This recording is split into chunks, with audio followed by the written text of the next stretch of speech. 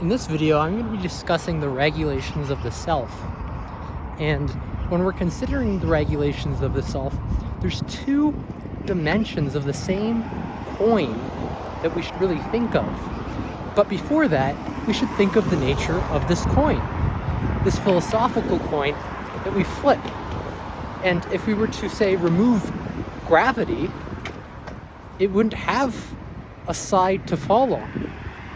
We could call heads or tails, but to some extent, those are a binary that doesn't capture the full complexities of the coin.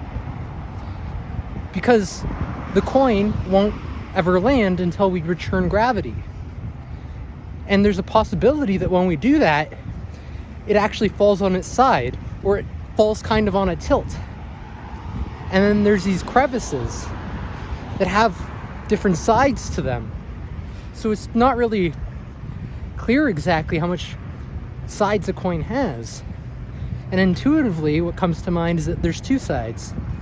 But we can look at it and also quite obviously see that there's three, because there's a rim, right? But even that itself isn't as crystal clear. So when we're thinking about the self-regulations, it's important to think of our position in relation to what's known and what we don't know, and the gaps in our own knowledge and what's true. And this allows us to have a pause and consider things, contemplate them more carefully. And there's something interesting about that too.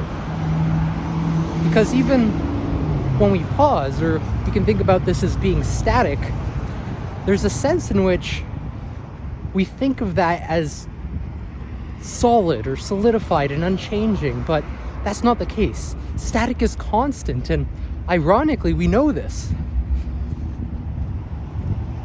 Because static is like a spark. It's constant, it has all this flowing energy. And just like we do, we're electrical beings. We have an electrical nervous system. And it's important to understand how we can regulate that. It's different speeds and heating and cooling. And how that in turn makes us feel, how it affects our affects or affects us. And this is just what I wanted to talk a little bit about for right now, and I'll be discussing more of this concept on self-regulation going forward. I hope you enjoy that.